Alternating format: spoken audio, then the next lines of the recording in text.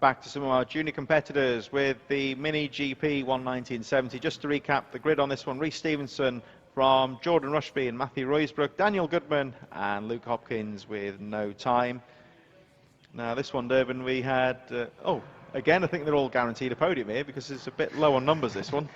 Yeah, the 190 is a fairly new class, and you know, this is hopefully the progression route for some of these younger riders in the other Rivali class as well. Competitive, but this track for a lot of people is new for a lot of people, so it makes it more challenging and more fun, I suppose. It certainly does. As the riders line up now for Mini GP 190, Rhys Stevenson, who's been in good form today, lines up at the front of the field of three, but nonetheless they had some good racing in the first one. It's still pretty close, and any one of these three could realistically take the flag. Here we go. Everyone gets away safely into the first corner. Rhys Stevenson leads them. Daniel Goodman also in there as well. Matthew Roysbrook also gets away well. But again, only three in this race, but nonetheless there's still pressure on, and all three of these riders, some are a bit quicker than others, you might say, but they're all fairly evenly matched as well. Yeah, and they're also riding, you know, incredibly fast bikes. So Rhys Stevens riding the Bucci 190, I believe it is. It's a great machine. It's fast. He's riding it like if he's going to progress through to ride sports bikes in the future, then this is the perfect practice for someone like that. And you can see how fast and how comfortable he is on it. And the guys behind him might not quite carry the same speed. If you look at their approach, you look at how they're taking these corners, it's phenomenal at the ages that they are.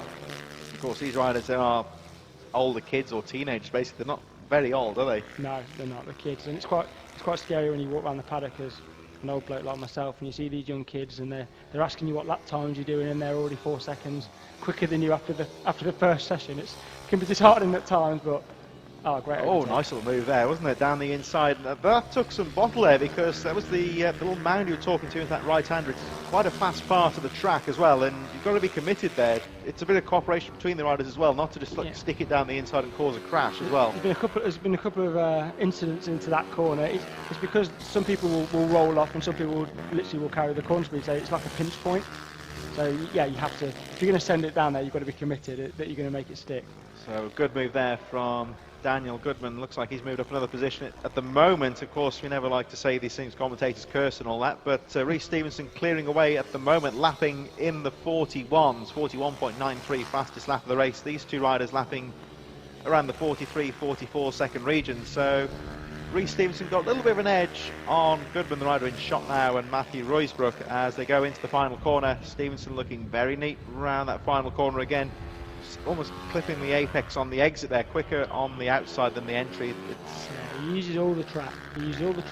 And he's running 41 second lap times, which isn't far off the fastest laps for the Super Mini race it was on before. So it's really impressive. Certainly with these smaller bikes as well, they are powerful machines, but it's a case of keeping it in that power range, because you don't want to be taking the wrong lines and losing the power really. Yeah, on this track, one bad corner means you have 4 bad corners, or you've lost all your pace when you get to the end of the straight. So it really is a really flowy track. You've got to keep your speed up. Really does seem to suit the smooth riders, such as Rhys Stevenson coming in towards the final corner now. Still about 4 seconds. We'll check the gap as they go through. Stevenson still lapping in the 41s, fastest lap of the race with a 41.86. The gap goes up to 5.3 seconds from Daniel Goodman and Matthew Roysbrook in third, both lapping in the 43 second region. So all three riders circulating well in this event, sponsored by Race Fasteners ProLite, and we see Daniel Goodman, Matthew Roysbrook in third. It's unfair to say in last place, but we'll say third, shall we? Third sounds better, doesn't it? In all fairness, they're not just showing up; they are having to race here, because any one of these, we don't want to say nasty things, but Rhys Stevenson could make a mistake, and these two could well be in it still. Yeah, it might be smaller numbers, but they are racing. The guy who's in third place, Rushbrook, is it? Matthew Roysbrook in third, 7.6 seconds. He's not giving up. He could be disheartened by being in third place, but he's still chasing. And sometimes this is a learning experience for them. They'll take this from this round, and next round there could be 5, there could be 6 people in this race. So it's the fact that he's sticking in there and he's still pushing on.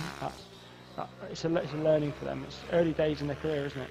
And in all fairness, you would say to Roysbrook here in third, he's, like you say, he's still charging away. Sometimes, I've been in these sort of races before where there's not many people in the race, but they're all fairly good.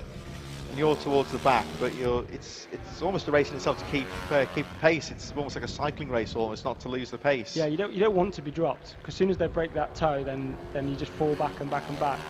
So the fact he's still sticking there, he's not actually that far behind. One mistake, one too quick into one corner, it'll close back up really quickly on this track.